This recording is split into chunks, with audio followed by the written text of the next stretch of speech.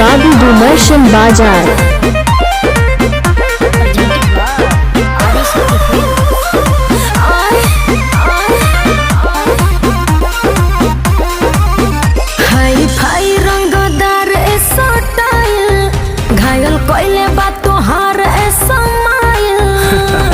अच्छा हाँ हो बातल जा तेरी बोल हाई फाई रंगदार ऐसा स्टाइल घायल कोइले बात तोहार ऐसा माइल वादा करा तनी रहब शरण में कोनो फायदा नहीं है एगो लड़की बसल दिया मन में जवन संगे पढ़ले टीवी संग हमर भाई होई गोली ओकरे कोन में जवन संगे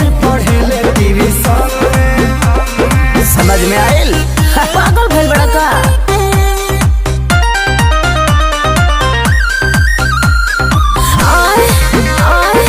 डीजे गणेश बाबू डुमरशन बाजार। कहबो तो तोहरे ही स्कूल में नाम लिखवाले सारा दुनिया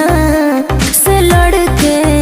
जोड़ी तोहरे संगे बना ले तो कुछ करबे रे तोरा हाथ न आई बड़ी अपना माई के बतहिया ओकरे के बनाई बरे खर्चा से अपना घुमाइब लंदन में सोना हो चुप एगो लड़की बसल दिया मन में जवन संगे पढ़ले टीवी संगे ओकरे संगे शादी होई ना दगनी जमे लड़की पढ़ले टीवी आई हो दादा डीजे गणेश बाबू डुमरशन बाजार।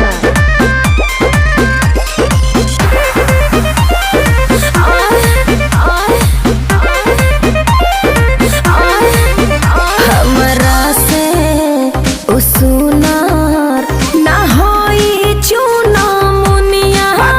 भल साटे माथे पर बिंदी चाहे के तो नो पेनी नो थुनिया मुँह पर मेकअप मारी के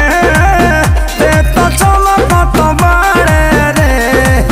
झूठो पवन खेसारी लगवा ते तो झमकत बाड़े रे फांसी डाल बोढ़नी से गरदन में फंसाइबे का एगो लड़की बसल दिया मन में जवन संगे पढ़ले टीवी हम कहाँ जाए हमर भाई होई गोली ओकरे कोन में